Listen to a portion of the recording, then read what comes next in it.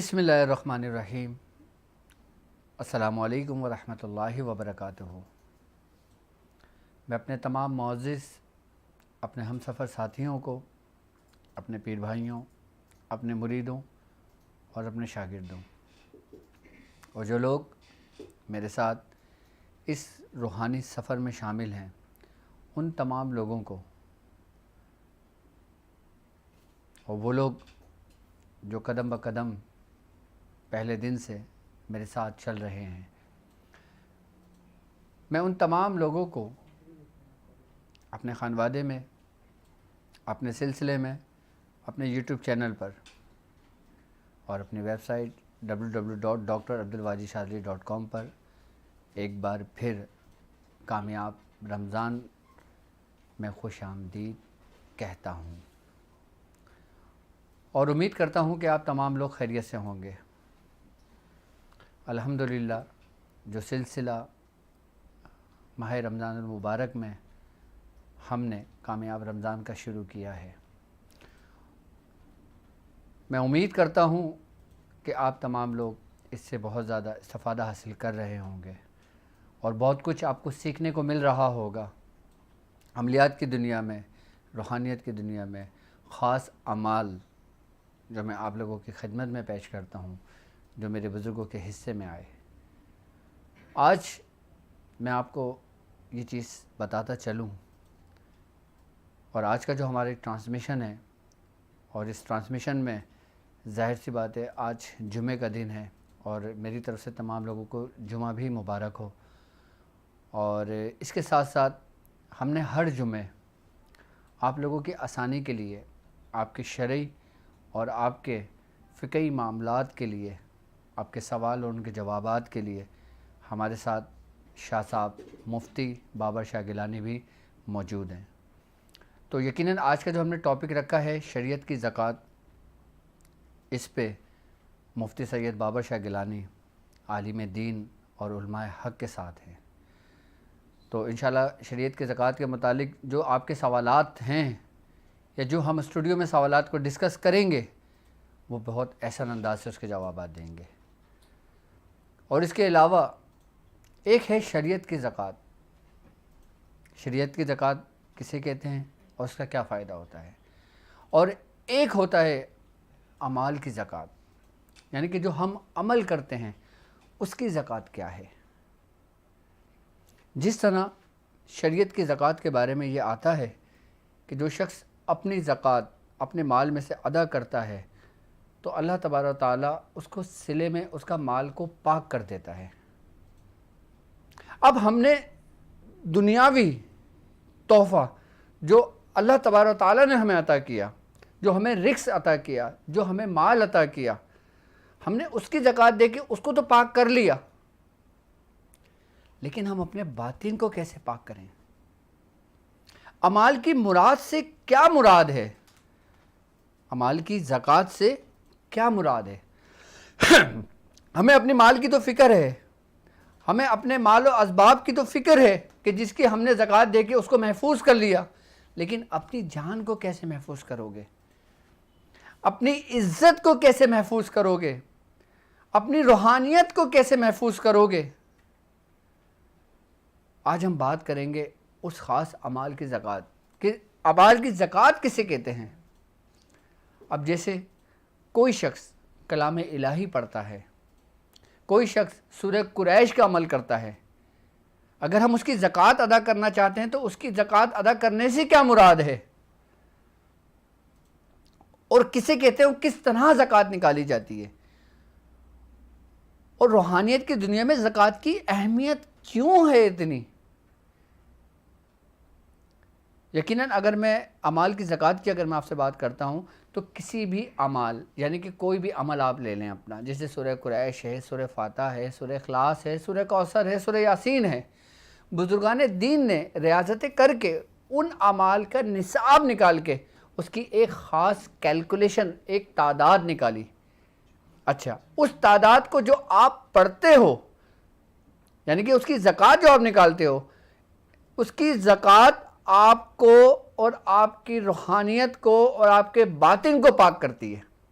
جس طرح شریعت کی زکوٰۃ آپ کے مال کو پاک کرتی ہے، اسی طرح آپ جو کلام الہی پڑھتے ہو، اس کی زکوٰۃ ادا کرتے ہو، تو وہ آپ کے اپنے اندر کے میلے برتن کو پاک کرتا ہے،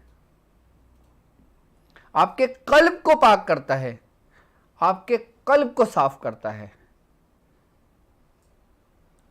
یعنی کہ ہم جب کوئی کلام الہی پڑھتے ہیں، جب ہم کوئی کلام پڑھتے ہیں، جب ہم کوئی کسی عمل کر رہے ہوتے ہیں، تو اس کی جو خاص تعداد ہوتی ہے اور خاص دنوں پر مشتمل ہوتی ہے۔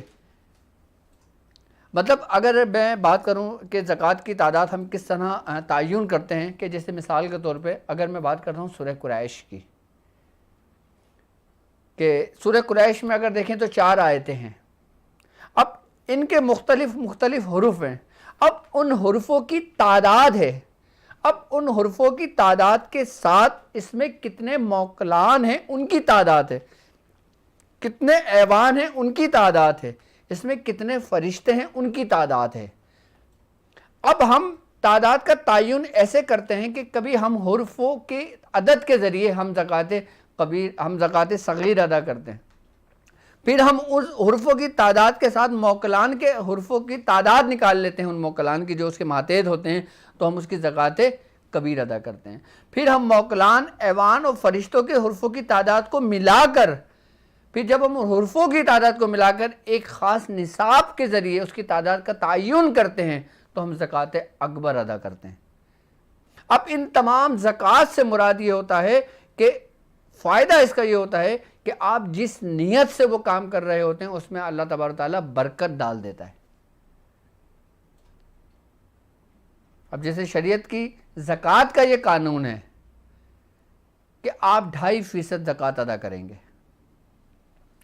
اسی طریقے سے ایک قانون جو آپ کو لاگو ہو گیا، آپ نے اس کو فالو کرنا ہے، جو رب کا قانون ہے، اور ایک قانون جو اہل خواص کے لیے ہے،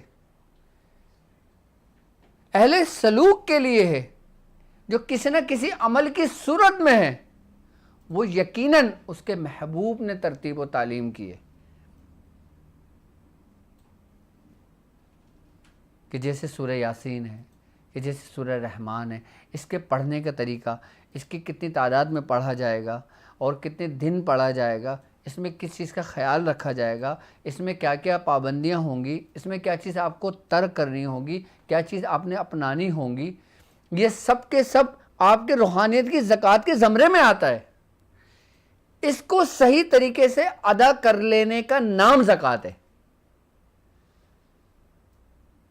یعنی کہ روحانیت میں کہ جو ترتیب، جو طریقہ آپ کو آپ کے بزرگوں نے تعلیم کیا، اس کی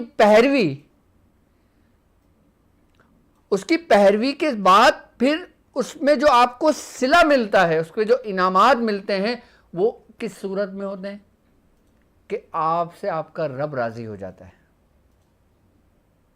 اور جب رب راضی ہوتا ہے تو وہ اپنی ان نوری مخلوقات کو اپنے بندے کے تابع کر دیتا ہے۔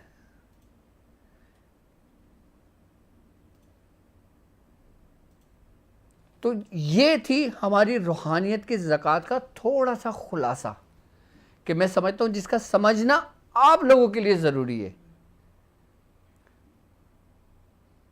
اب اگر ہم وظائف کی بات کرتے ہیں، اگر ہم کوئی وظیفہ پڑھتے ہیں، تو کیا اس وظائف پہ بھی زکوٰۃ لاگو ہے؟ کیا اس کی بھی ترتیب ہے؟ کیا اس کا بھی طریقہ ہے؟ اگر ہم کوئی وظیفہ پڑھتے ہیں تو اس کی جو خاص تعداد ہوتی ہے، تو کیا وہ بھی زکوٰۃ کے زمرے میں آتی ہے؟ یہ یقیناً سوال جو ہمارے ذہنوں میں جنم لیتے ہیں۔ تو ایک بات یاد رکھیے گا، جو ہم وظائف پڑھتے ہیں وہ زکوٰۃ نہیں ہوتی۔ وظائف کی تعداد تو مقرر ہوتی ہے، لیکن ہر عمل کا دار و مدار آپ کی نیت پر ہوتا ہے۔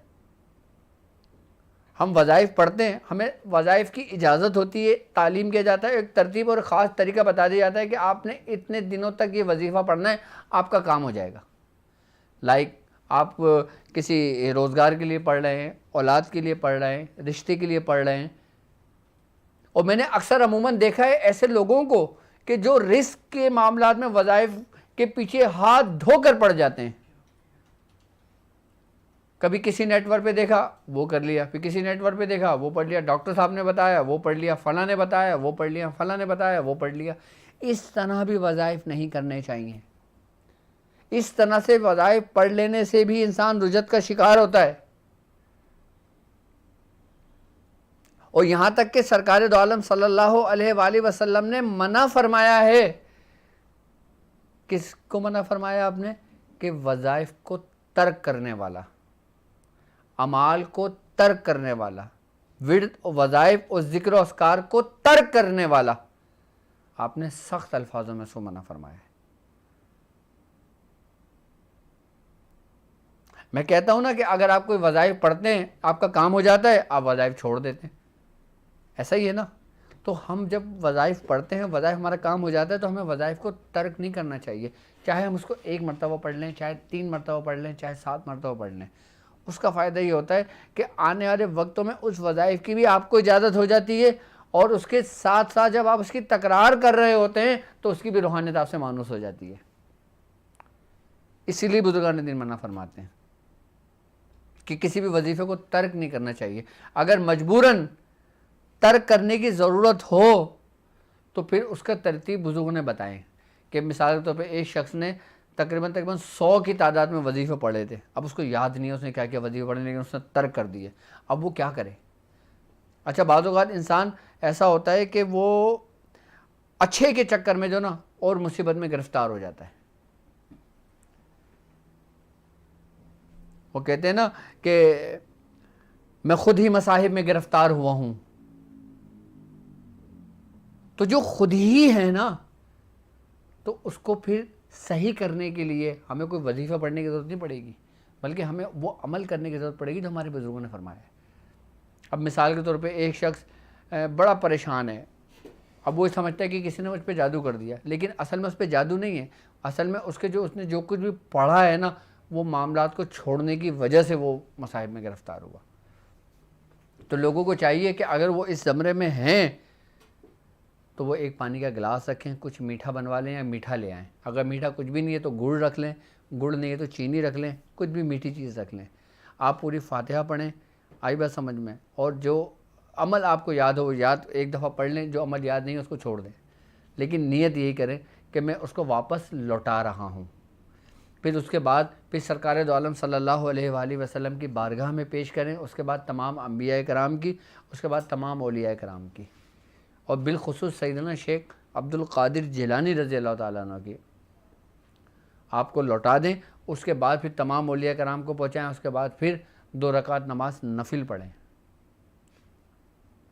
پھر انسان اس معاملات سے باہر نکل جاتا ہے.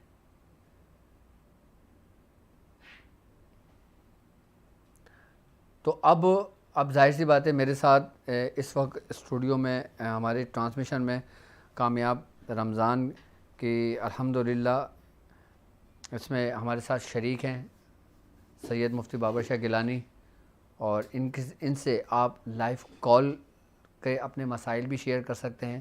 اگر آپ کے کوئی شرعی مسائل ہیں, کوئی زکوٰۃ کے مسائل ہیں, فطرے کے مسائل ہیں, فدیے کے مسائل ہیں, یا آپ کے صدقے کے مسائل ہیں, یا اور بھی کوئی شریعت کے مسائل ہیں, تو ڈسکس کر سکتے ہیں. کیونکہ اب رمضان ہے, رمضان میں زیادہ تر ان چیزوں کو نوٹ کیا جاتا ہے کہ یہ کن کن لوگوں پر یہ واجب ہے, کن پر فرض ہے, کون کس پر زکوٰۃ واجب ہوتی ہے.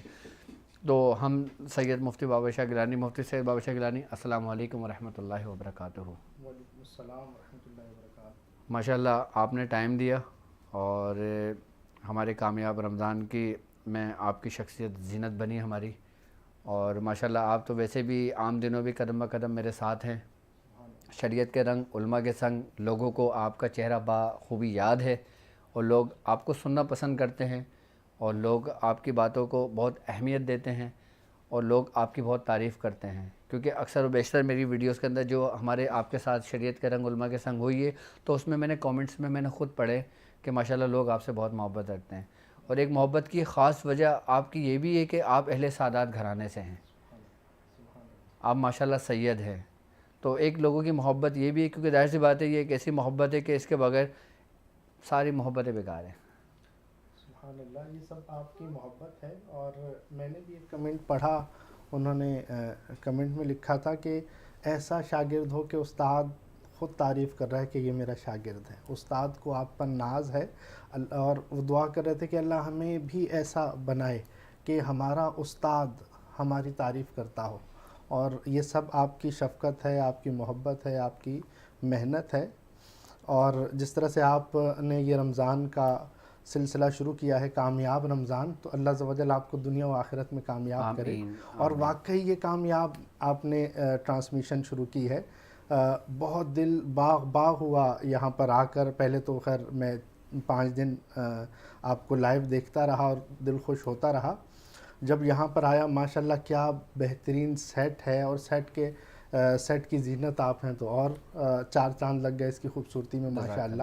اور یہ جس طرح سے یہ سیٹ اپ بنایا آپ کی ٹیم ماشاءاللہ، یہ تمام آپ کی ان پر شفقت، آپ کی محبت اور شفقت جب کسی پر ہوتی ہے نا تو اس کی پھر محنت رنگ لاتی ہے. بے شک. تو بچوں پر آپ نے جو محنت اور شفقت والا معاملہ رکھا ہے تو ماشاءاللہ یہ آج انہوں نے یہ رونق لگائی ہے. اور آپ نے بھی اس میں رونق کے 4 چاند لگا دیے کہ کیا سخاوت والا معاملہ 5 دن سے میں دیکھ رہا ہوں کہ سبحان اللہ کیا سخاوت جاری ہے. اور ایسی سخاوت جو ہمارے بزرگوں کی ہے. سبحان اللہ سبحان اللہ، کہ بزرگوں سے لے کر جو لوگوں تک پہنچا رہے ہیں. آپ یہ دیکھیں کہ لوگ ہم دیکھتے ہیں کہ یہ راز لے کر لوگ مزاروں میں چلے جاتے ہیں اور دنیا سے چلے جاتے ہیں، اور یہ راز ہی رہ جاتے اور ہیں. لوگ بتاتے بھی نہیں ہیں. اکثر و بیشتر ایسا ہوتا ہے کہ مریدین اپنے پیر کی خدمت میں 10 سال 20 40 سال گزار دیتے ہیں اور ان تک یہ معاملات نہیں کھلتے، یہ راز نہیں کھلتے. اور اللہ پاک آپ کو دن دگنی رات چگنی ترقیاں عطا فرمائے کہ جو آپ نے یہ سلسلہ رکھا ہے نا. اور شاہ صاحب سے محبت کی ایک وجہ یہ بھی ہے کہ ماشاءاللہ یہ اپنے من کے سچے ہیں، اور جو بولتے ہیں اپنے علم اور اپنی روحانیت کی روشنی میں بات کرتے ہیں. اور اس کے علاوہ سادات گھرانے سے بھی ہیں، اور اس کے علاوہ انہوں نے اپنے آپ کو خلق کی خدمت کے لیے بھی وقف کیا ہوا ہے. اور سب سے بڑی بات یہ کہ میں سمجھتا ہوں کہ میرا سسٹم جب شاہ صاحب میرے ساتھ اٹیچ ہوئے تو میرا سسٹم مکمل ہوا. سبحان اللہ. اس کی وجہ بتاؤں میں آپ کو. دیکھیں روحانیت میں تو آپ کو ہر چیز مل رہی ہے.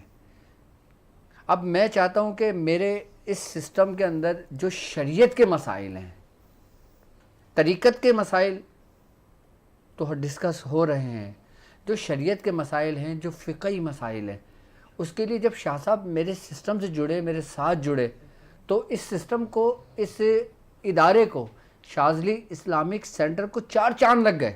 سبحان اللہ. یعنی کہ اس میں آپ کو شریعت کے احکامات بھی ملیں گے، آپ کو سوالات بھی ملیں گے، اور انشاءاللہ تعالیٰ آنے والے وقتوں میں ہم اس میں شاہ صاحب فتویٰ جو ہوتا ہے، جو لوگ فتوے طلب کرتے ہیں، تو کیا ہم انشاءاللہ فتوی بھی آنے والے وقتوں میں انشاءاللہ لوگوں کو دیں گے انشاءاللہ. تو اب ہم ٹرانسمیشن کا اپنا آغاز کر لیتے ہیں. آج کے ظاہر سی بات ہے رمضان ہے، تو آپ پہلے لوگوں کو یہ تھوڑا سا سمجھا دیں کہ زکوٰۃ، صدقہ، فطرہ اور فدیہ، یہ 4 کیا ہیں، کسے کہتے ہیں، اور اس کے کیا مفہوم ہے، اور شریعت میں ان چاروں کا کیا حکم ہے، یہ تھوڑا سا ایکسپلین کر دیں.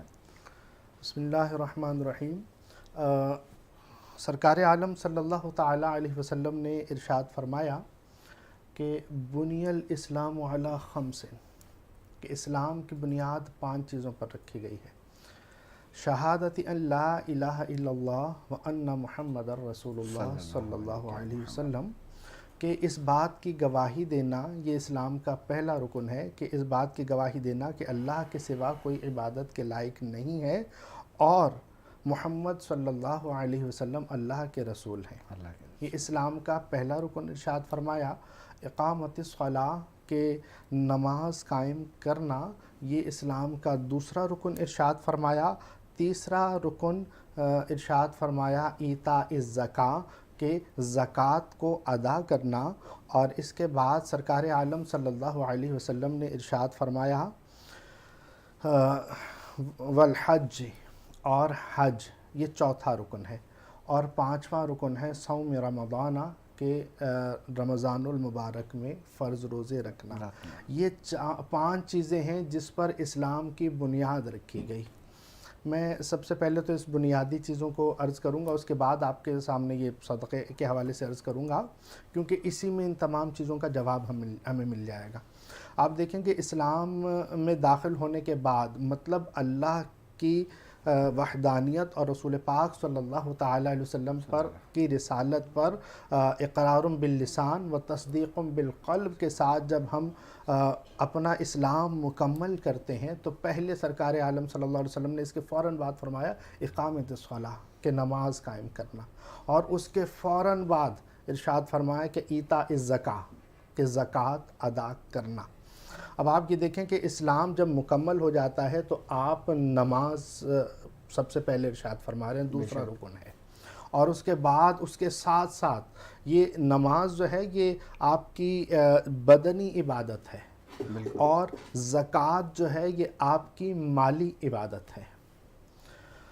تو سب سے پہلے زبان سے جب اقرار کیا آپ نے اور اللہ اور رسول کو آپ نے مانا، اسلام میں داخل ہوئے، تو بدنی عبادت کا ارشاد فرمایا، پھر مالی عبادت کا ارشاد فرمایا، اس کے بعد کیا ارشاد فرمایا کہ حج کیا ہے؟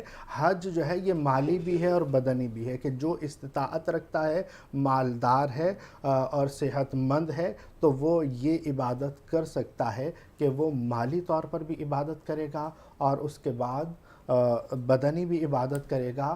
پہلے نماز کے بعد فوراً اللہ تبارک و تعالیٰ نے مال کی زکوٰۃ کا حکم فرمایا۔ اب آپ دیکھیں مالی بدنی عبادت کے فوراً بعد آیا صوم رمضان، کہ بدن کی زکوٰۃ۔ بے شک۔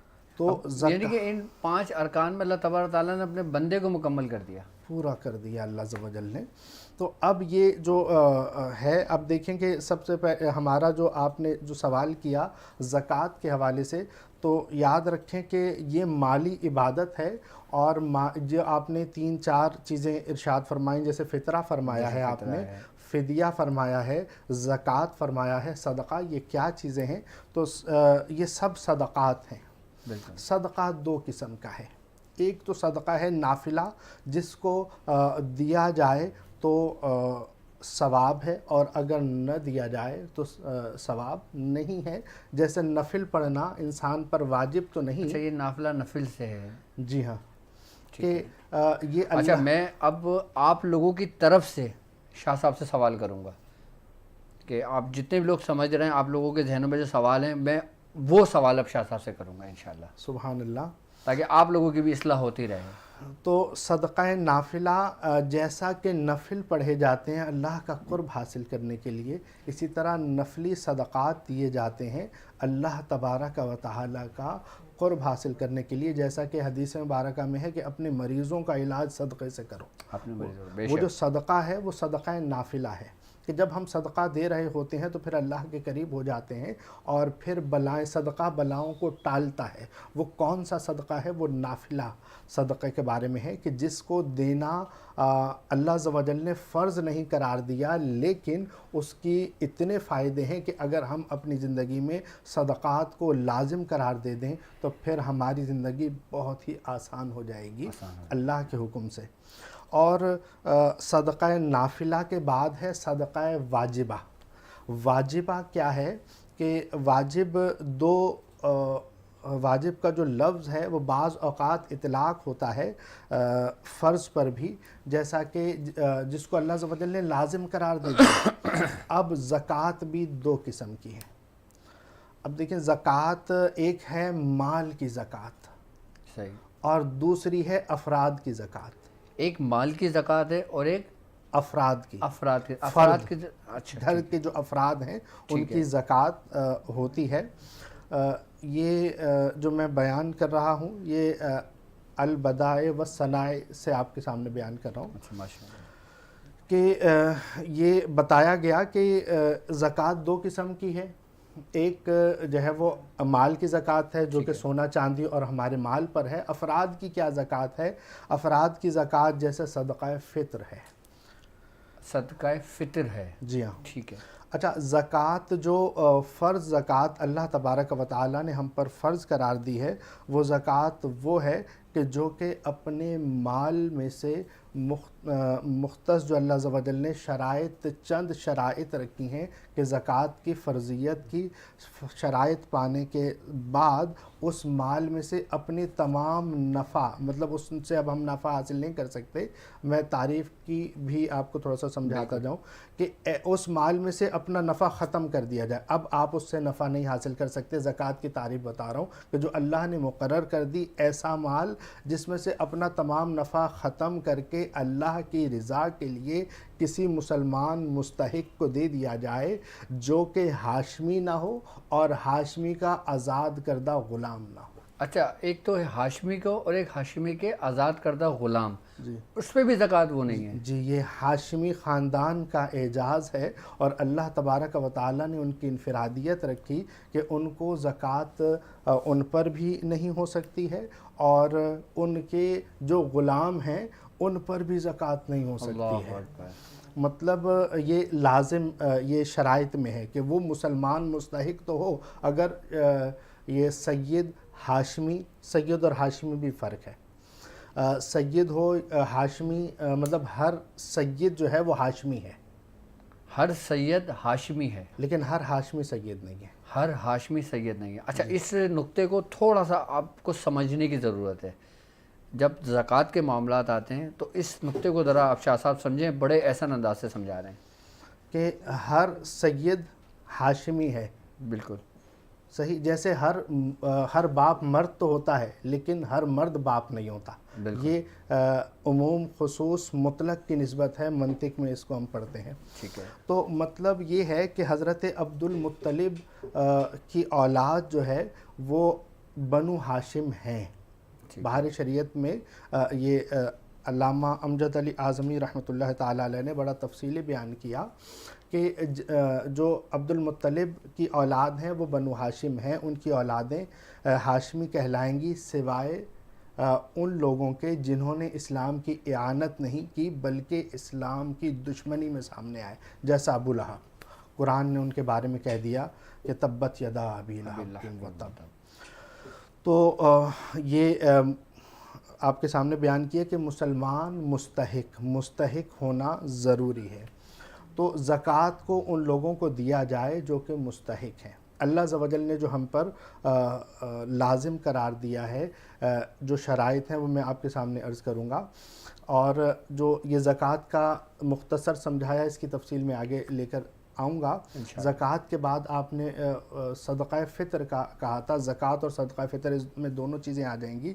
زکوٰۃ کے لیے اور صدقہ فطر کے لیے جو اللہ عز و جل نے شرط رکھی ان کی فرضیت کی یا ان کے وجوب کی، وہ یہ ہے کہ انسان صاحب استطاعت ہو.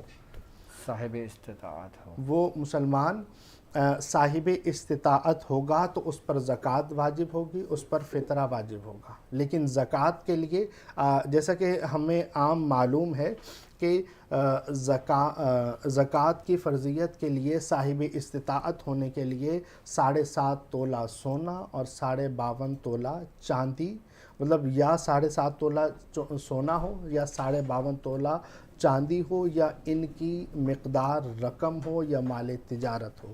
مطلب یہ جو اللہ عز و جل نے ایک میزان مختص کیا ہے، صدقہ فطر کے لیے اس کا سال ہونا ضروری نہیں ہے. ٹھیک ہے. اور زکوٰۃ کے لیے اس کا سال پورا ہونا یہ ضروری ہے. یہ تھوڑے سے باریک مسائل ہو رہے ہیں شاید سمجھنے میں. یہ لازمی آپ لوگوں کو سمجھنا چاہیے. یہ سمجھنے میں بعض اوقات ایسا ہوتا ہے کہ جیسے ابھی ہم لائیو پروگرام کر رہے ہیں تو اس میں بعض اوقات لائیو سمجھ میں نہ بھی آئے نا، تو اسی چیز کو 2 سے 3 مرتبہ سنیں گے تو سمجھ میں آ جائے گا. اور اچھا، میں آپ کو یہ بھی بتاتا چلوں کہ اگر ہماری ٹرانسمیشن ختم ہو جاتی ہے تو الحمدللہ ہمارے سسٹم کا شاذلی جواہر کے نام سے الحمدللہ ہمارا اپنا چینل ہے جس میں شاہ صاحب شرعی مسائل بیان کرتے ہیں. شاذلی جواہر آپ یوٹیوب پہ سرچ کریں گے، آپ کو شاذلی جواہر آ جائے گا. آپ اس میں جوائن کر لیں. ٹھیک ہے. اس کو سبسکرائب کر لیں تاکہ آپ کے شرعی جو مسائل ہیں نا، آپ وہ بھی شاہ صاحب کی زبانی سن سکیں اور ان سے پتہ کر سکیں. سبحان اللہ. اچھا یہ ہے کہ زکوٰۃ کے بارے میں عرض کر رہا تھا کہ زکوٰۃ کے فرضیت کے لیے 7.5 تولہ سونا یا 52.5 تولہ چاندی یا اس کی رقم کا مالک ہونا یہ ضروری ہے، لیکن اس پر سال ہونا ضروری ہے۔ صاحب استطاعت کی تعریف آپ کو بتا رہا ہوں۔ ٹھیک ہے، اور اب یہ دیکھیں کہ اگر وہ سال گزرے نہ گزرے، چونکہ وہ صاحب استطاعت ہے، لہٰذا اس فرد کا فطرہ ادا کرنا ہوگا۔ مطلب یہ ہے فطرہ ادا کرنے کی کا جو دور ہے وہ کیا ہے کہ عید کا چاند نظر آ جائے عید الفطر کا، اس سے لے کر عید کی نماز تک کا جو وقت ہے اس میں جو شخص صاحب استطاعت ہوگا وہ فطرہ ادا کرے گا۔ فطرہ ادا کرے گا۔ یہ زکوٰۃ کی جو دوسری قسم میں بتا رہا تھا نا، افراد کی زکوٰۃ، وہ ختم ہو گئی۔ مطلب جو صاحب استطاعت ہے فطرانہ اسی پر واجب ہے، اسی کا فطرانہ دیا جائے۔ اور اچھا کوئی غریب ہے، کوئی مسکین ہے، اس کے لیے فطرانہ فطرانہ دینا واجب نہیں ہے، لیکن ہمارے ہاں الحمدللہ غریب سے غریب آدمی بھی ہو وہ فطرہ ادا کرتا ہے، اور اللہ عز و جل ان کے مال میں پھر برکت بھی دیتا ہے، ان کو مشکلات سے بھی نکالتا ہے۔ اب فدیہ کو مختصر لفظ میں لیکن جی بالکل، مطلب یہ دینا واجب نہیں تھا، انہوں نے دے دیا تو سبحان اللہ۔ اچھا فدیہ کیا ہے؟ فدیہ اچھا فطرانہ کی مقدار کیا ہے؟ 2 سا۔ ٹھیک ہے، 2 سا مطلب عام الفاظ میں کہا جائے ان کو کہ مطلب 2.5 کلو کے قریب، 2.25 کلو سے 2.5 کے درمیان یہ ایک جو ہے پیمانہ ہے، اتنا گندم کی مقدار پیسے دے دیے جائیں۔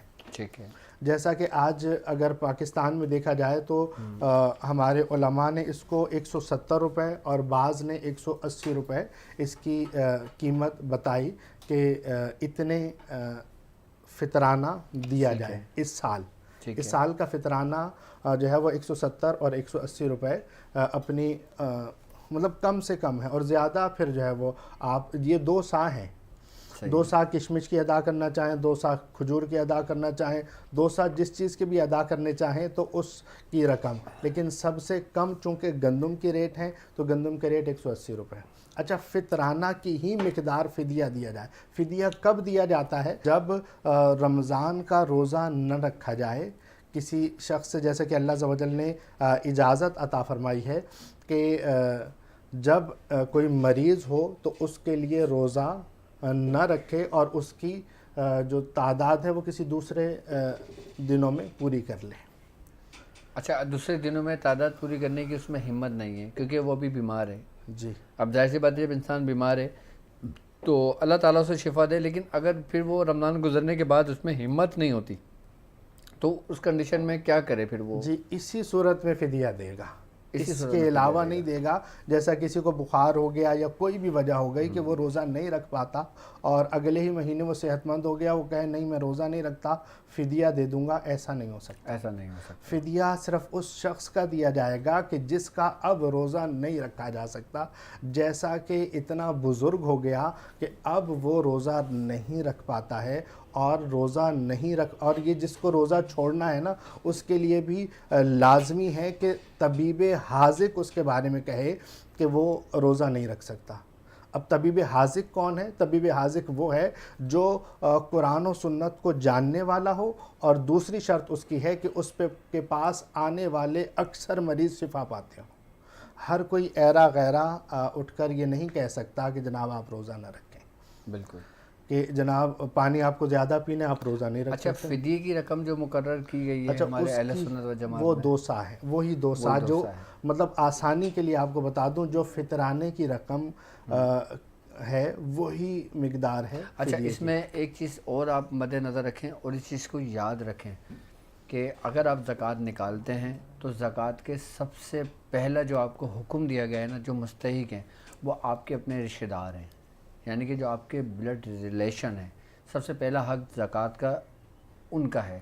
اچھا آپ ضروری نہیں کہ ان کو زکوٰۃ دیں تو یہ کہہ کر دیں کہ بھائی میں زکوٰۃ ادا کر رہا ہوں، آپ بطور تحفہ کہہ کے بھی ان کو زکوٰۃ ادا کر سکتے ہو۔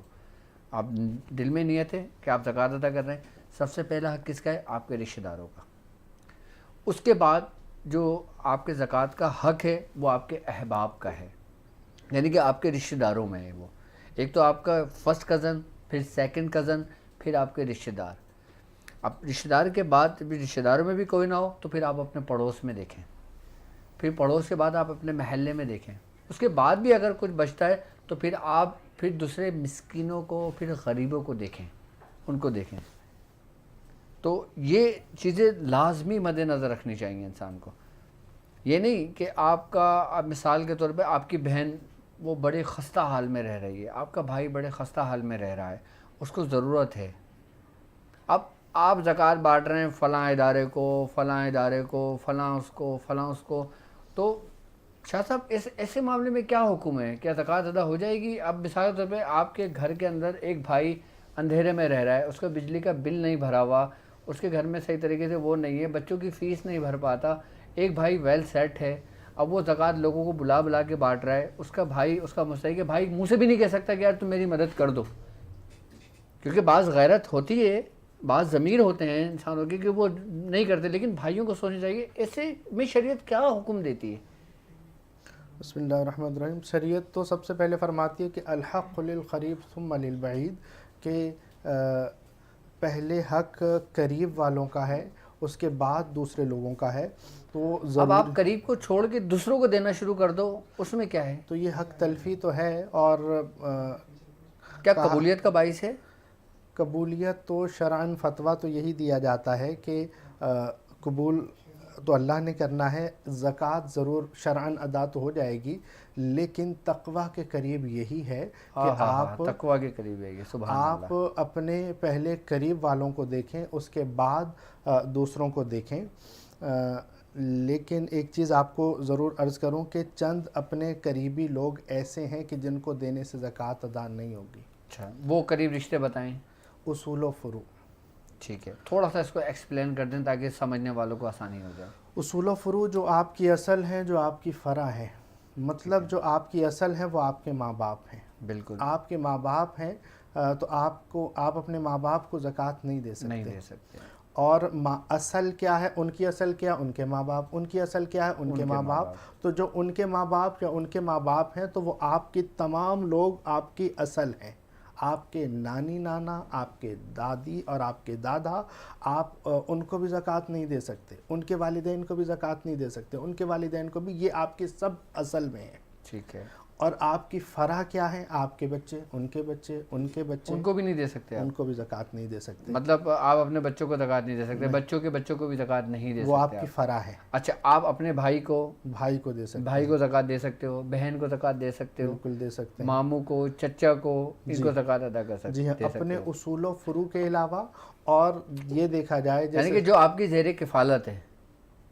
جی، آپ کی زیر کفالت ہیں. جیسے کہ وہ حدیث مبارکہ میں نا کہ انت و مالک لابیک، کہ تو اور تیرا مال تیرے باپ کا ہے. سبحان اللہ. تو اب جب وہ باپ کا ہی مال ہے تو باپ تو پھر غنی ہو گیا. بے شک. تو اب بچہ لاکھوں میں کھیل رہا ہے اور باپ بھوکا ہے تو پھر تو وہ اس کا تو کوئی عمل کام کا نہیں ہے. کہ اور پھر حقیقت میں تو وہ حدیث مبارکہ کہ انت و مالک لابیک کا باپ بھی صاحب استطاعت ہو گیا. پھر تو باپ کو زکوٰۃ دینا نہیں ہے. اور پھر وہ اولاد کیسی کہ جو باپ کی خدمت نہ کر پائے. ہاں، اگر آپ کے بھائی ہیں، آپ کی بہنیں، جیسے آپ نے بہت ہی اچھا نقطہ بیان کیا کہ آپ کو یہ کہنا ضروری نہیں ہے. عزت نفس ہر مسلمان کے ساتھ ہے کہ آپ ان کو تحفہ کہہ کر دے سکتے ہیں، عیدی کہہ کر دے سکتے ہیں، وغیرہ اچھا، وغیرہ. آپ اگر کچھ پوچھنا چاہتے ہیں شرعی نقطے پہ، کچھ آپ کو سوال ہے تو آپ مجھ سے کامنٹس کر سکتے ہیں. موبائل میرے سامنے، کامنٹس میرے سامنے شو ہو رہے ہیں تاکہ میں وہ پڑھ کے شاہ صاحب سے میں آپ کو اس کا سوال لے لوں. اور اب ہم جاتے ہیں کالوں کی طرف. لائیو کال آپ ہمیں کر سکتے ہیں اپنے مسائل اور ان کے حل کے لیے. تو جی السلام علیکم. جی السلام علیکم.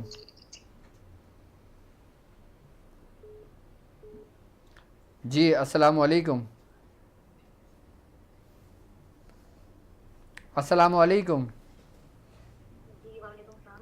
میری بہن ابھی اس وقت آپ لائیو ہیں، لائیو مجھ سے بات کر رہی ہیں. آپ لائیو میں کچھ پوچھنا چاہیں گی؟ جی بھائی، میرا سوال آج کے ٹاپک سے. میرا نام فائقہ ہے، میں اسلام آباد سے بات کر رہی ہوں. اوکے.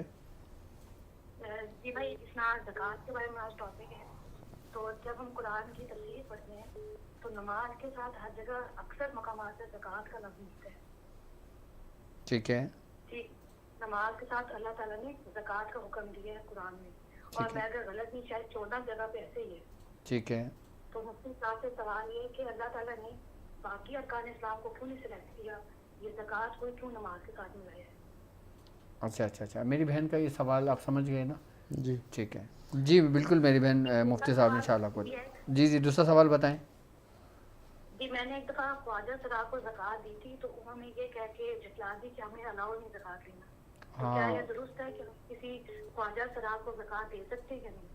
ٹھیک ہے بالکل میری بہن, بالکل میں مفتی صاحب سے انشاءاللہ اس کے بارے میں پوچھتا ہوں. جی مفتی صاحب آپ پہلے ان کے جواب دیں, پھر میں انشاءاللہ نیکسٹ کالر لے لیتا ہوں. بسم اللہ الرحمن الرحیم. ماشاء اللہ قرآن پاک میں زکوٰۃ کا ذکر نماز کے ساتھ کم و بیش 80 مقامات پر آیا.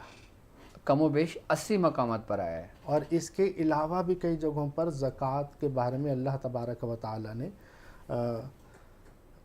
حکم ارشاد فرمایا ہے. اس کی وجہ کیا ہے؟ بہت پیارا سوال. اللہ ان کو اور برکتیں عطا فرمائے. بہت اچھا سوال, دل خوش ہو گیا. اور ماشاءاللہ یہ جنہوں نے سوال کیا ہے یہ میرے شاگرد بھی ہیں اور اہل سادات گھرانے سے بھی ان کا تعلق ہے. سوال سے یہ اندازہ ہو گیا کہ آپ کے مطلب ان کا گھرانہ علمی گھرانہ ہے. ماشاءاللہ. جی تو دیکھیں زکوٰۃ اور نماز میں کنیکشن کیا ہے. آپ یہ دیکھیں کہ نماز پڑھنے سے آپ کی روح پاک ہو جاتی ہے. زکوٰۃ کا مطلب کیا ہے؟ پاک کرنا.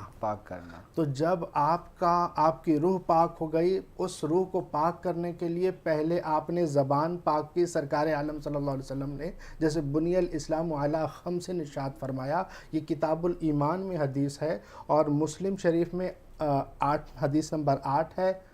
مسلم شریف میں 16 نمبر ہے اور بخاری شریف میں 8 نمبر حدیث ہے کتاب الایمان میں. اور کہ سرکار عالم صلی اللہ علیہ وسلم نے فرمایا کہ سب سے پہلے زبان کو پاک کیا, اس کے بعد نماز پر جانے کے لیے آپ نے اپنے بدن کو ظاہر کو پاک کیا. اب جب آپ کا ظاہر پاک ہو گیا تو نماز نے آپ کی روح کو پاک کر دیا. اب جب آپ کا ظاہر بھی پاک ہو گیا, آپ کا باطن بھی پاک ہو گیا, تو پھر آپ کا مال کیوں پاک نہ ہو. اللہ اکبر. بہت اہم نقطہ ماشاءاللہ. بہت احسن انداز سے گفتگو کرتے ہیں کہ جو ہے وہ اب سب کچھ پاکی والا معاملہ ہے کہ اللہ عز و جل نے یہ حکم ارشاد فرمایا. اور دوسرا سوال, اچھا ایک میں تھوڑی سی ان کے متعلق ایک بات میں اور کرنا چاہوں گا کہ سورۃ توبہ کی آیت نمبر 103 ہے, اس میں رب فرماتا ہے کہ تم ان کے مال سے زکوٰۃ وصول کرو جس سے تم انہیں ستھرا اور پاکیزہ کر دو. سبحان اللہ. اور ان کے حق میں دعائے خیر کرو. سبحان اللہ. ان کے حق میں دعائے خیر کرو, بے شک تمہاری دعا ان کے دلوں کا چین ہے. سبحان اللہ. یعنی کہ دلوں کا چین کیا ہے؟ سرکار عالم صلی اللہ علیہ وسلم کی دعا. سرکار دو عالم صلی اللہ علیہ وآلہ وسلم کی دعا.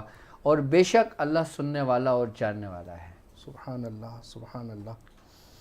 تو ان کا یہ جیسے ظاہر و باطن کو پاک کرنے کے حوالے سے بتایا. اور وہ ایک سوال انہوں نے جو کیا, اس سے پہلے آپ نے ایک اور سوال کیا, وہ بھی باتوں میں رہ گیا کہ وہ اداروں کو زکوٰۃ دینا کیسا ہے. بالکل یہ بھی بتائیں تھوڑا سا. جی اچھا زکوٰۃ جیسے لوگ اکثر مسجد میں زکوٰۃ ادا کر دیتے ہیں, مدرسے میں زکوٰۃ ادا کر دیتے ہیں, تو کیا مسجد کی تعمیرات کے لیے زکوٰۃ کا پیسہ لیا جا سکتا ہے؟ شریعت کیا کہتی ہے؟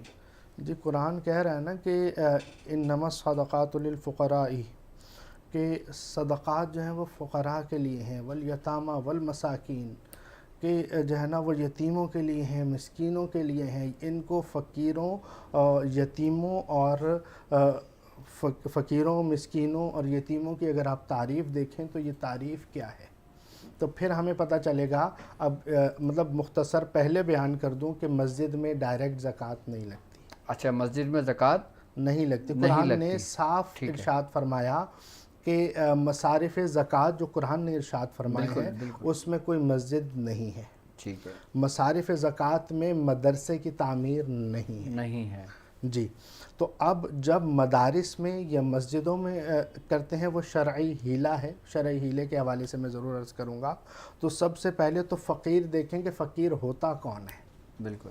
اچھا یہ شرعی ہیلے کو تھوڑا سا بیان کرنا، میں اس کو ضرور بیان کروں گا. اس میں بڑی لوگوں میں غلط فہمیاں ہیں، اس کو تھوڑا سا یہ نقطہ بہت اہم ہے، یہ یاد رکھیے گا. بالکل میں انشاءاللہ وہ بیان کروں گا. اسی میں وہ بہن کے سوال کا جواب بھی دے دوں گا کہ کس کس کو زکوٰۃ نہیں دی جا سکتی، وہ تو ہم نے بیان کیا. بالکل. دیکھیں وہ مسلمان ہونا اس کے لیے ضروری ہے. مسلمان ہونا ضروری ہے، ٹھیک ہے. ہاں، سب مطلب وہ پہلے آپ کو جیسے قرآن مجید نے ارشاد فرمایا نا، ویسے مسلمان ہونے کے لیے قرآن مجید نے کوئی شرط نہیں بیان کی. اس کو میں تھوڑا سا تفصیل عرض کرنا چاہوں گا. اچھا سب سے پہلے فقیر کے بارے میں عرض کرتا ہوں کہ فقیر کا تو مسلمان ہونا ضروری ہے. ٹھیک ہے. اچھا فقیر کون ہے؟ فقیر وہ شخص ہے کہ جو صاحب استطاعت نہیں ہے، جس کے پاس یہ جو 7.5 تولہ سونا یا 52.5 تولہ چاندی یا اس کی رقم جو کہ حاجات اصلیہ کا بھی لازمی ذہن میں رکھیے گا کہ وہ بھی مجھ سے پوچھنا ہے آپ نے کہ وہ جو حاجات اصلیہ کا عرض کر دیتا ہوں. حاجات اصلیہ وہ ہیں کہ جو ہماری ضرورت کی چیزیں ہیں.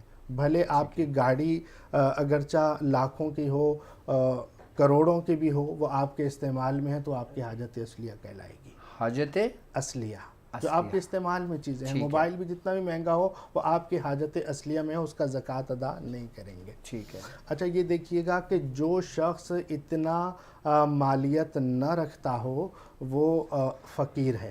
اچھا ایک تھوڑا سا اس چیز کو بھی ایکسپلین کر دیں کہ آپ دیکھتے ہیں کہ ایک تو ہوتا ہے پروفیشنل فقیر، جو خاندانی فقیر ہوتا ہے، مانگنے کی جس کو عادت ہوتی ہے، ٹھیک ہے، جو ہر دروازہ کھٹکھٹاتا ہے.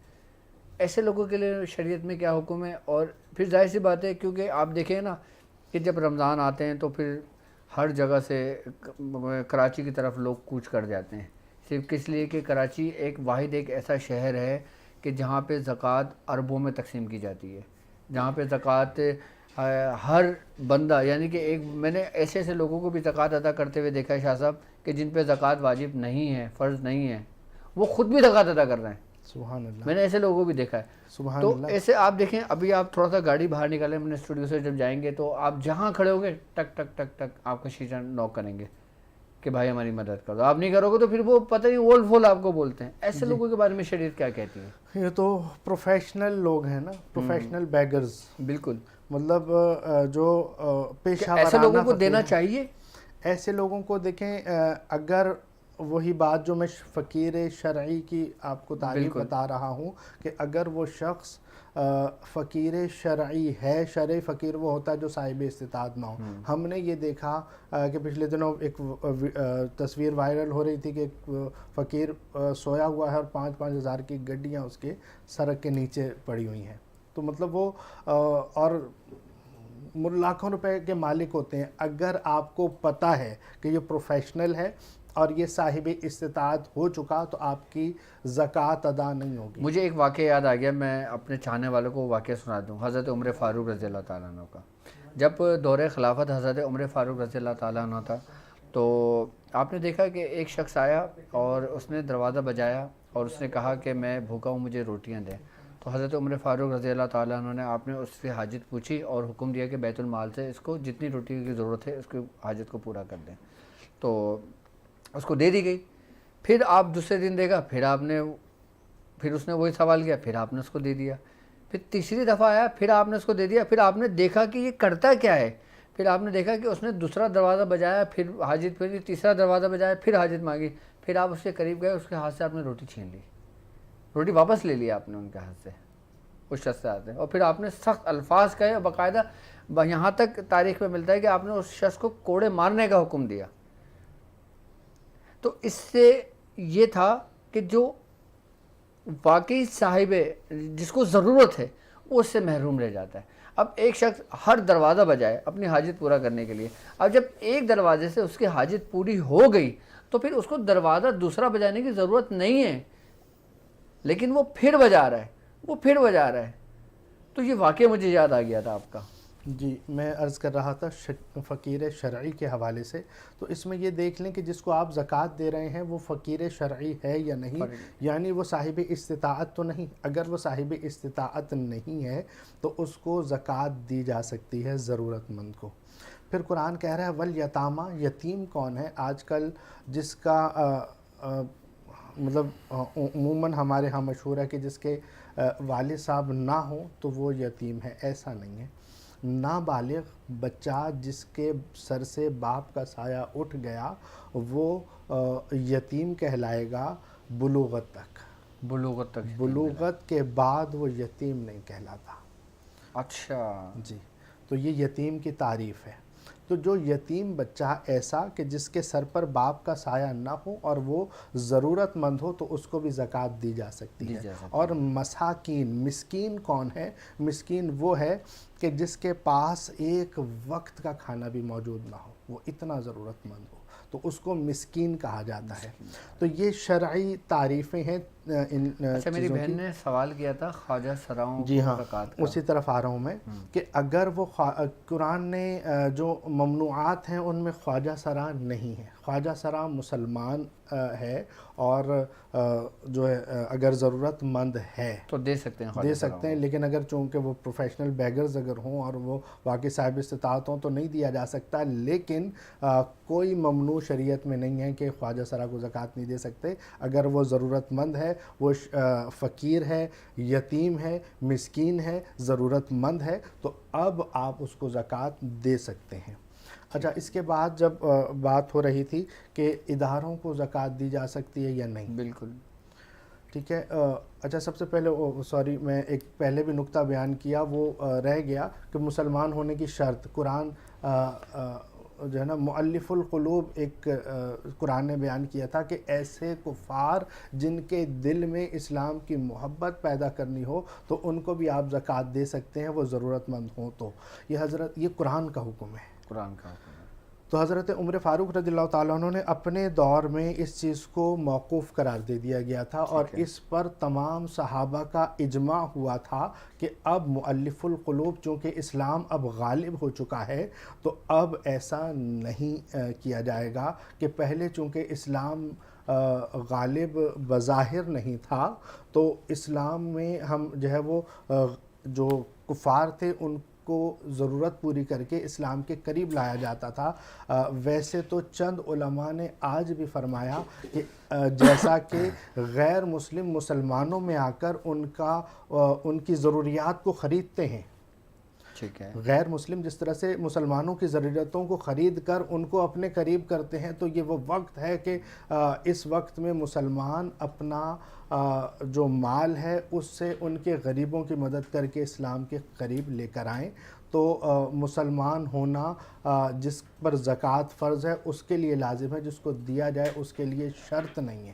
اچھا یہ بھی ہے کہ آپ جس کنٹری میں رہتے ہوں، جس کنٹری میں آپ بزنس کرتے ہوں، جس کرنسی میں آپ کی سیلری ہو، جس کرنسی میں آپ بزنس کرتے ہوں تو زکوٰۃ بھی اسی کرنسی پہ ادا کریں گے، ایسا ہی ہے نا شاہ صاحب؟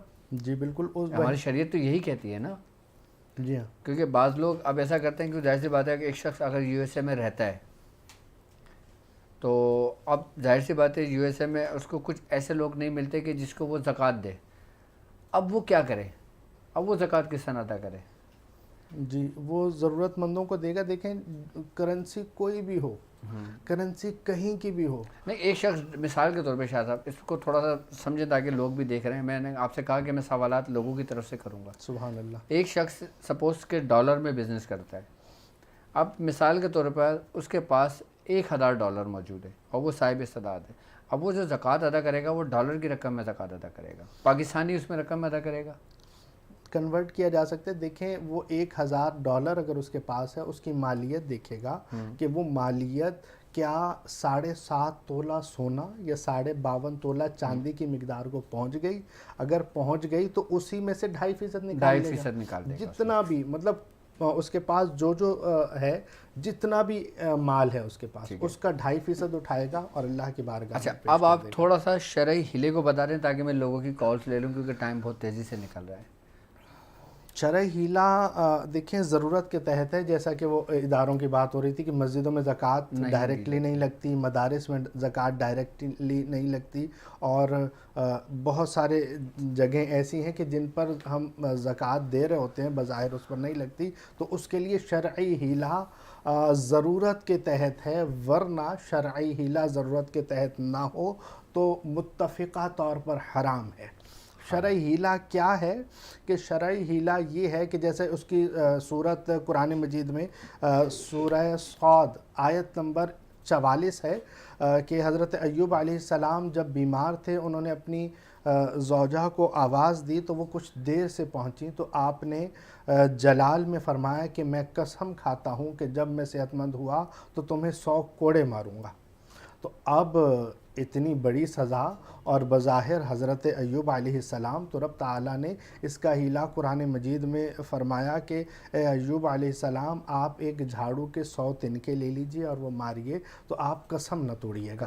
تو یہ اللہ عز و جل نے اپنے محبوب نبی کو یہ ہیلا بتایا، تو اب وہ ضرورتاً تھا، تو اسی لیے علماء یہ فرماتے ہیں کہ ضرورتاً، جیسا کہ اگر مسجد میں ڈائریکٹ نہیں لگ رہا اور بہت ضرورت ہے اور آپ کے پاس زکوٰۃ کا ہی مال ہے، مسجد میں نافلہ صدقہ لگ سکتا ہے، واجبہ نہیں، کوئی بھی مطلب صرف زکوٰۃ کی بات نہیں ہے، فطرانہ بھی نہیں لگ سکے گا، فدیہ بھی نہیں لگ سکے گا، جو بھی مال ہے آپ کا جو واجبی مال ہے وہ یتیموں کا، فقیروں کا، مسکینوں کا وہ حق ہے، اور ان کو دینا ضروری ہے۔ لیکن جب ضرورت یہاں پر پائی جائے تو ایسے میں شرعی ہیلا کیا کیا جائے؟ علماء یہ فرماتے ہیں کہ وہ کسی فقیر شرعی کو، جو شریعت میں فقیر کی تعریف ابھی میں نے بیان کی کہ وہ شرعی فقیر کو دے گا، اب شرع فقیر نے اس کو قبول کر لیا، اب آپ کی زکوٰۃ ادا ہو گئی، اب شرع فقیر اس کا مالک ہو گیا، مالک کرنا اس کو ضروری ہے، اب وہ اپنی مرضی سے مسجد کے کاموں کے لیے آپ کو دے دے، تو یہ باقاعدہ شرعی ہیلا ہے۔ جس شرعی ہیلے کی ضرورت اگر ہو تو یہ کیا جائے۔ اب آپ دیکھیں کہ کسی فقیر کو مطلب آپ لے آئیں اور اس کو کہیں کہ یہ میں تمہیں زکوٰۃ دیتا ہوں، تم مالک ہو گئے، اس کے بعد مجھے تحفہ دے دینا، میری زکوٰۃ بھی ادا ہو گئی اور پیسے بھی میرے بچ گئے۔ ایسا عموماً بہت دیکھنے میں آیا ہے ایسے واقعات، ایسے معاملات۔ خیر اس معاملات میں شریعت کیا کہتی ہے؟ یہ تو ضرورت بھی نہیں ہے، اس چیز کو حرام قرار دیا جائے گا، کیونکہ علماء کرام نے حرام قرار دیا۔ جی ہاں، کہ جو ضرورت سے بالا تر ہو، جس کی ضرورت نہیں پائی جائے، تو اس ایسا ہیلا بالکل علماء منع فرماتے ہیں، جہاں پر ضرورت ہے وہیں تک جائز ہے، ضرورت کے بغیر نہ کیا جائے۔ اداروں میں اسی طرح لگایا جاتا ہے۔ اس لیے کہتے ہیں کہ جو زکوٰۃ کے پیسے سے مسجد نہیں بن سکتی، ڈائریکٹلی نہیں بن سکتی، مدرسہ نہیں بن سکتا، زکوٰۃ کا اس کے لیے پھر ان کو ہیلا کرنا پڑتا ہے، ہیلا کرنا پڑتا ہے ضرورت کے تحت۔ ضرورت کے تحت، جی ہاں، ضرورت نہ ہو تو ناجائز ہے۔ اچھا اچھا اچھا اچھا، ڈائریکٹلی۔ تو میں سمجھتا ہوں کہ انشاءاللہ تعالیٰ زکوٰۃ کے مسائل آپ لوگوں کے بہت اچھی طرح سمجھ آ گئے ہوں گے کہ زکوٰۃ کیا ہے، صدقہ کیا ہے، فطرہ کیا ہے اور فدیہ کیا ہے۔ اور شاہ صاحب نے بہت احسن انداز سے سمجھایا، بہت احسن انداز سے بتایا، اور ماشاءاللہ انہوں نے اپنے شاذلی جواہر پر، جو ان کا چینل ہے جو ہمارے سسٹم کے ساتھ جڑا ہوا ہے، انہوں نے باقاعدہ اس میں ایک سسٹم شروع کیا ہے، ایک سیریز شروع کی ہے آپ لوگوں کی آسانی کے لیے تفسیر کی، کہ جس میں وہ قرآن کی تفسیر بھی بیان کر رہے ہیں شریعت کی روشنی میں، قرآن کی تفسیر، اور وہ قرآن کی تفسیر بیان کر رہے ہیں اور مختصر اور جامع الفاظ میں، تاکہ سمجھ آنے چاہیے کہ اگر سورہ بقرہ نازل ہوئی ہے تو سورہ بقرہ میں رب نے کیا فرمایا ہے۔ انہوں نے اس سورہ بقرہ کو یہ سمجھ لے کہ چند منٹ کے اندر سمیٹ کے اتنے احسن انداز سے بیان کیا ہے کہ آپ کو سمجھ آ جائے گی کہ سورہ بقرہ میں اللہ تبارک تعالیٰ نے کن چیزوں کا ذکر کیا ہے۔ میں نے خود باقاعدہ دیکھی تھی ان کی، اور اس کے ساتھ ساتھ بھی باقاعدہ اس سیریز میں سورہ قرآن کی تفسیر بیان کر رہے ہیں، اور پھر ان کے اعمال بتا رہے ہیں، پھر اس کے طریقہ کار سمجھا رہے ہیں۔ تو شاذلی جواہر جو چینل ہے، آپ اس کے ساتھ جڑ جائیں، تاکہ اگر شریعت اور فقہی معاملات میں آپ کو کچھ مشکلات درپیش ہوں، ضروری نہیں کہ یہ مسائل آپ کے روزِ مرہ کے بھی مسائل ہیں۔ اب جب ہم شریعت کے رنگ علماء کے سنگ جب کرتے ہیں، اچھا شاہ صاحب کو آج اسٹوڈیو کے اندر بلانے کا مقصد یہی تھا کہ جو شریعت کے رنگ علماء کے سنگ ہمارا چلتا ہے وہ پھر چلتا رہے، ہر جمعے ہر جمعے ہمارے ساتھ شاہ صاحب موجود ہوں گے، صرف جمعے کے جمعے پاکستانی ٹائم کے مطابق رات 10 بجے سے 11 بجے تک شاہ صاحب ماشاءاللہ ہمارے یہاں پر آئیں گے ہمارے چینل پر، اور شریعت کے مسائل بیان کریں گے. اور اس کے علاوہ شاہ صاحب اگر کامنٹس میں کسی کے سوالات آ جاتے ہیں تو اس کے جوابات بھی آپ دیں گے انشاءاللہ تعالیٰ. نیکسٹ جمعے کو جب آپ آئیں گے تو ہم نے جو اپنی ٹرانسمیشن کا آغاز کیا تھا انشاءاللہ تعالیٰ اپنے اعمال کا، تو انشاءاللہ وہ اعمال آپ کو تعلیم ہوتے رہیں گے. آج میں نے آپ لوگوں کے لیے رکھا تھا کہ رمضان المبارک میں مجرب وظائف، کہ وہ کون سے وظائف ہیں جو ہم پڑھیں گے تو ہمیں اس کا فائدہ ہوگا، اور خاص کر رمضان کی برکتوں میں. تو میں پہلے تھوڑے سے وظائف بیان کر دیتا ہوں تاکہ پھر میں لوگوں کی کال سے لوں، تاکہ میں آپ لوگوں سے رابطہ رہوں. سب سے پہلی بات ہے گھریلو جھگڑوں سے نجات کے لیے. اب یہ سمجھ لیں کہ ہر گھر کا مسئلہ ہے گھریلو جھگڑوں کا، تو اس سے آپ چاہتے ہیں کہ گھر کے اندر جو نااتفاقیاں ہیں وہ دور ہوں، آپس میں سب میں محبتیں ہوں. تو آپ نے کرنا یہ ہے کہ سورہ کوثر 40 مرتبہ پڑھیں. 3 دن کا یہ عمل ہوگا. چینی پہ میٹھی چیز میں دم کر کے رکھ لیں اور اپنے گھر والوں کو سب میں استعمال کرائیں. تو اس کی برکت یہ ہے کہ آپس میں محبت پیدا ہوگی. اور کوئی اگر دشمن آپ لوگوں میں نا اتفاقی پیدا کرنا چاہ رہا ہو، یا اس نے کوئی ایسی غلط باتیں آپ لوگوں میں بیان کر دی ہوں، ادھر کی ادھر ادھر کی ادھر لگا دی ہو، ایسے منافقوں سے اللہ محفوظ رکھے کہ جو ادھر کی ادھر لگاتے ہیں اور ادھر کی ادھر لگاتے ہیں. اللہ تعالیٰ ایسوں سے محفوظ رکھے، ایسوں کے شر سے محفوظ رکھے. تو ایسے ہر دور میں، ہر جگہ، ہر گھر میں، ہر سلسلے میں، ہر خانوادے میں، ہر گھر میں موجود ہیں ایسے لوگ. تو ایسے لوگوں کے شر سے بھی انسان محفوظ ہو جاتا ہے کہ جو شخص سورہ کوثر کا یہ عمل کر لیتا ہے. 40 مرتبہ پڑھنا ہے، 3 دن کرنا ہے انشاءاللہ تعالیٰ. آپ یہ کریں اور اپنے میٹھا سب گھر والوں میں تقسیم کر دیں، اور جو وہ میٹھا کھائے گا انشاءاللہ تعالیٰ آپس میں محبت ہو جائیں گی، اور جو رنجش جس بات کی وجہ سے پیدا ہوئی ہوگی وہ دور ہو جائے گی. دوسرا ہے کہ رزق کی مشکلات کے حل کے لیے. اچھا، یہ ایک ایسا مسئلہ ہے کہ جو میں سمجھتا ہوں ہر تیسرا بندہ اس میں پریشان ہے اپنے روزی رزق کے معاملات میں. تو روزی رزق میں خیر و برکت کے لیے سب سے پہلا کام یہ کریں کہ ہمیشہ یاد رکھیں کہ آپ کا رزق ثقافت میں پوشیدہ ہے، اور آپ اس کو محنت میں تلاش کرتے ہو. آپ اپنے گھر کے دسترخوان کو کشادہ کر دیں. آپ اپنے دسترخوان پہ دعوت اپنے دوستوں کو، اپنے عزیز و اقارب کو، اپنے رشتہ دار کو یا اپنے بچوں کو ساتھ بیٹھ کر کھانا کھائیں. یاد رکھیں کہ جس گھر کے اندر دسترخوان لگتا ہے، دسترخوان کی ایک اہمیت ہے. دسترخوان کی ایک اہمیت ہے ہمارے دین میں بھی، ہمارے اسلام میں بھی، اور روحانیت کی دنیا میں بھی، کہ جو شخص چاہتا ہے کہ اس کے رزق میں برکت ہو کہ وہ اپنے دسترخوان گھر میں سجایا کرے، چاہے اس کے ساتھ اس کی میاں بیوی بیٹھیں، اس کے بچے بیٹھے ہیں. آئی نا بات سمجھ میں؟ تو یہ آپ کے لیے فائدہ مند ہے. اپنے دسترخوان کو کشادہ کر دیں. تو یہ ایک بہترین وظیفہ بھی ہے، اور ایک آپ کے لیے سمجھ لیں کہ ایک عمل بھی ہے. یعنی کہ آپ جو عمل کرتے ہو یہ اس کے لیے بہترین آپ کے اعمال ہیں. یہ سمجھ لیں کہ آپ اس کو ٹھیک کریں گے تو انشاءاللہ تعالیٰ بہتر رہے گا. باقی رزق کے لیے تو میں تو آپ لوگوں سے کہتا ہوں جو پڑھتے ہو وہ دعا کرو، اللہ تعالیٰ رزق میں برکت دینے والا ہے. تیسری بات کہ جو شخص استغفار کثرت سے پڑھتا ہے وہ کبھی رزق کے معاملے میں پریشان نہیں ہوتا. یعنی کہ استغفار کو لازم کر لو، استغفار کی رسی کو مضبوطی سے تھام لو تو کبھی رزق کے معاملے میں پریشان نہیں ہوگے. ٹھیک ہے. اب تیسرا ہے کہ رشتے میں رکاوٹ کو دور کرنے کے لیے. اب یہ بھی مسائل آج کل بہت زیادہ ہو گئے ہیں. اب یہ دیکھنا جاتا ہے کہ رشتے میں رکاوٹ وہ کس وجہ سے ہے. کیا ہمارے اپنے ہاتھوں سے مصیبت پیدا کردہ ہے، یا پھر کوئی جادو کی وجہ سے ہے، کوئی ٹونے کی وجہ سے ہے، کوئی کسی نہ رکاوٹ کی وجہ سے ہے. تو رشتے میں اس کے بندش کے لیے، رکاوٹ کو دور کرنے کے لیے آپ اگر کوئی لڑکی ہے یا کوئی لڑکا ہے تو یا عزیز ہو یا لطیف ہو، یا عزیز ہو یا لطیف ہو 500 ٹائمز پڑھیں. یعنی کہ 500 مرتبہ روز پڑھیں اور 40 دن کر لیں تو انشاءاللہ تبارک تعالیٰ اس کی اسموں کی برکت سے اس کے رشتوں میں جو بھی رکاوٹ ہوگی وہ دور ہو جائے گی. اب اپنے ہاتھوں سے پیدا کردہ مصیبت سے مراد کیا ہے کہ ابھی ہماری بچی چھوٹی ہے، ابھی تو اس نے میٹرک کرنا ہے، ابھی اس نے BA کرنا ہے، ابھی پڑھنا ہے، ابھی شادی نہیں کرنا، رشتے آ رہے ہیں، اچھے رشتے بھی آئے ہیں اور ایسے رشتے بھی آئے ہیں کہ جو بہت اچھے تھے. آپ نے صرف یہ کہہ کے ترک کر دیا کہ نہیں ابھی چھوٹی ہے. آپ نے یہ کہہ کے ترک کر دیا کہ بھائی اس کا تو کاروبار اچھا نہیں ہے. آپ نے یہ کہہ کے ترک کر دیا بھائی وہ تو خود کرائے کے مکان میں رہتا ہے. آپ نے یہ کہہ کے ترک کر دیا بھائی وہ تو ایسا ہے. آپ صرف اور صرف یہ چیز دیکھیں کہ اس میں کوئی ایسے معاملات تو نہیں ہے کہ جو شریعت کے خلاف ہوں. اگر شریعت کے خلاف ہوں تو ایک آپ کا انکار کرنا بنتا ہے, اس کے علاوہ نہیں بنتا, کوئی شرعی عذر ہو اس میں. ٹھیک ہے, اب ہم آ جاتے ہیں کہ غصے سے نجات کے لیے. اب غصہ ایک ایسی چیز ہے کہ جس میں یہ غصہ کی حالت ایک ایسی حالت ہوتی ہے کہ جس میں انسان اور جانور میں کوئی فرق نہیں ہوتا, کیونکہ انسان اپنے اوسان خطا کر بیٹھتا ہے غصے کی حالت میں. غصے کی حالت وہ حالت ہے کہ جس کے اوپر شیطان بہت جلدی حملہ آور ہو جاتا ہے, یعنی کہ اس کا ساتھی بن جاتا ہے غصے کی حالت میں. اس لیے کہتے ہیں کہ غصے کو پی جانا, اس میں صبر کرنا, اس کا اجر تمہیں اللہ تبارک تعالیٰ خود دیتا ہے.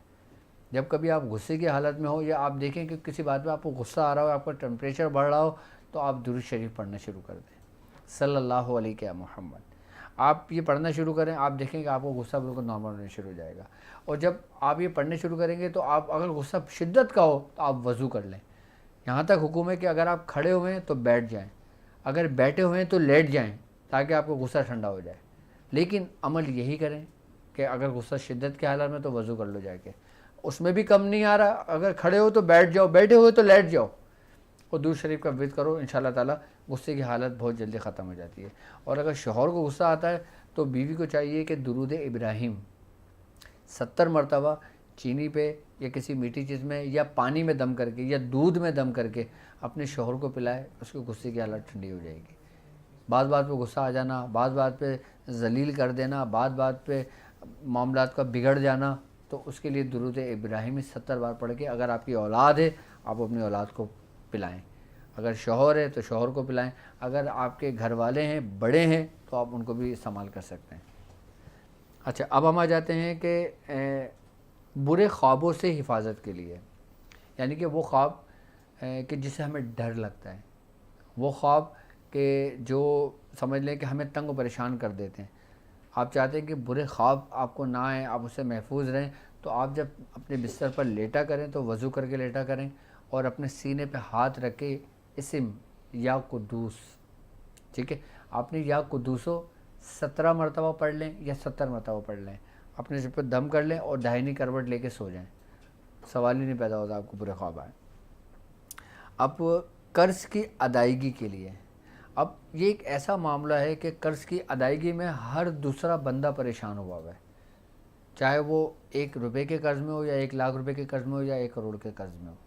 آپ سورہ نصر پڑھنا شروع کر دیں. سورہ نصر کی یہ خاص بات ہے کہ اللہ تبارک تعالیٰ خود اس کی مدد فرماتا ہے, اور اگر اس کا قرضہ پہاڑوں کے برابر بھی ہونا تو وہ کوئی معنی نہیں رکھتا. اللہ تعالیٰ ایسے اسباب پیدا کرتا ہے کہ وہ ختم ہونے شروع ہو جاتا ہے. لیکن ایک بات یاد رکھیے گا کہ کوئی بھی قرض ادا کرنے کے وظیفے سے پہلے اس کی نیت کر لے کہ اس نے قرض ادا کرنا ہے, اس کے بعد اگر کوئی وظیفہ پڑے گا تو اس کو فائدہ ہوگا. اب اس کی نیت ہی نہیں ہے دینے کی, اب وہ خوب سورہ نصر پڑھ رہا ہے تو کوئی فائدہ نہیں ہے, کیونکہ اللہ تبارک تعالیٰ آپ کی نیتوں کو دیکھتا ہے, آپ کے دلوں کے حال کو دیکھتا ہے. اچھا, اب ہے دانت کے درد کے لیے. بعضوں کا جب دانت میں جب درد اٹھتا ہے, اس کے بارے میں کہتے ہیں کہ یہ ایک شدت کا درد ہوتا ہے کہ جو تکلیف برداشت سے باہر ہوتی ہے. تو جب کبھی داڑھ کے اندر آپ کے تکلیف ہو, دانتوں میں آپ کے تکلیف ہو, تو آپ ایک لونگ لیں, اس کا طبی علاج بھی اور روحانی علاج بھی. آپ لونگ لیں اور اس لونگ کے اوپر آپ نے سورہ فاتحہ 7 بار پڑھ کے دم کرنا ہے, اور اس کو درد کی جگہ پہ اس کو دبا دیں, ٹھیک ہے. اور جب دبا دیں گے اور تو آپ زبان بند کر لیں گے اور زبان اپنے تالوں سے لگا کے نا درود شریف پڑھیں گے, صلی اللہ علیہ یا محمد, صلی اللہ علیہ یا محمد. 1 منٹ 2 منٹ جتنی دیر آپ اس کو برداشت کر سکیں کر لیں. آپ بھی دیکھیں گے درد بالکل بیٹھنا شروع ہو جائے گا, آرام آنے شروع ہو جائے گا. یہ عمل ایک ایسا آپ کا پین کلر ہے نا کہ آپ دیکھیں گے آپ کا درد کہاں غائب ہو گیا. ایک تو جو لونگ اس کا فائدہ, اور دوسرا جو آپ نے پڑھا ہے اس کا فائدہ, اور ایک وہ طریق جو آپ کو استاد نے تعلیم کیا. اور اب ہم آ جاتے ہیں کہ گھریلو مشکلات کے لیے اور یا جنات کی چوریوں کے لیے. اچھا, بعض اوقات گھروں کے اندر چوریاں ہوتی ہیں, اب انسان بھی چوری کر رہا ہوتا ہے تو لوگ بولتے ہیں بھائی کوئی جنات لے گیا, اپنے اوپر سے اتارنے کے لیے کہ بھائی ہمارے اوپر کوئی بات نہیں, جنات کو اوپر ڈال دو. آئی بات سمجھ میں؟ تو اس کے لیے سورہ قریش 70 مرتبہ پڑھیں یا پھر 313 مرتبہ پڑھ لیں. آپ اس کو 21 دن پڑھ کے پانی دم کریں، اپنے پورے گھر میں چھڑکیں اور اس کا پانی اپنے گھر والوں کو استعمال کرائیں۔ یہ بہترین وظائف ہیں آپ لوگوں کے جو مجرب ہیں، خاص کر اس رمضان مبارک میں۔ تو اب وقت کا احساس نہیں ہوتا، وقت کا پتہ نہیں لگتا کہ وقت کس طرح گزر جاتا ہے، کیسے گزر جاتا ہے۔ تو اب ہم ایک دو کال لے لیتے ہیں تاکہ پھر لوگوں سے بات چیت ہو جائے۔ السلام علیکم جی، السلام علیکم۔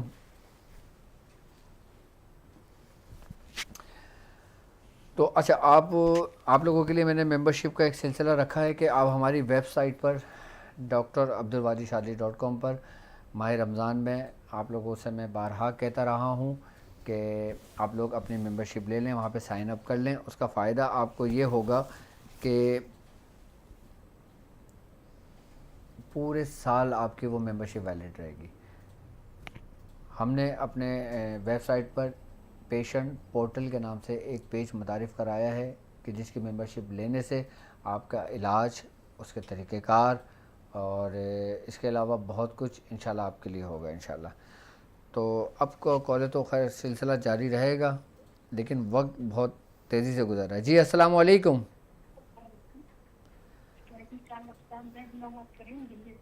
میری بہن آپ کی آواز بہت سلو ہے، آپ تھوڑا سا تیز بات کیجیے۔ میری آپ سے بات ہوئی تھی ڈاکٹر صاحب، میں نے اپنے ہسبینڈ کے بارے میں آپ سے پوچھا تھا تو آپ نے مجھے ایک 20 کا نقش کہا تھا کہ لکھ کر کے اس کو میں رکھوں تو وہ مجھے 1 مہینے کے اندر بلا لیں گے، لیکن ایسا تو ابھی کچھ نہیں ہوا۔ ابھی کتنے دنوں میں استعمال کرے گا آپ کو؟ میں 24 فروری سے آپ کو اب سے میری بات نہیں تھی اور آج میں اپریل ہو گیا۔ صحیح، ٹھیک ہے ٹھیک ہے۔ تو 21 دن آپ کو یہ عمل کرتے ہوئے ہو گئے؟ 21 دن سے زیادہ ہو گیا، آپ نے مجھے 40 دن کے 30 دن کے لیے کہا تھا کہ 30 دن کے اندر آپ کو وہ بلانے کی تیاری ٹھیک ہے، کریں۔ آپ ایک کام کیجیے، پھر ان کا نام اور ان کی والدہ کا نام آپ مجھے واٹس اپ کر دیں، ٹھیک ہے؟ پھر میں میٹر چیک کر لیتا ہوں کہ بعض اوقات دیکھیں ایسا ہوتا ہے کہ یہ جادو کی وجہ سے بھی ہوتا ہے کہ جب جادو کے معاملات ہوتے ہیں تو پھر آپ جتنا کچھ پڑھ رہے ہوتے ہیں اس میں آرام تو ہوتا ہے لیکن وہ چیز ختم نہیں ہوتی، پھر اس کا ٹریٹمنٹ کرایا جاتا ہے، پھر اسے باقاعدہ طور پہ اگر کوئی جادو کے معاملات ہوتے ہیں تو پھر اس کا اتار کیا جاتا ہے، جس سے آسانی کے ساتھ معاملات سے آپ کو نجات مل جاتی ہے۔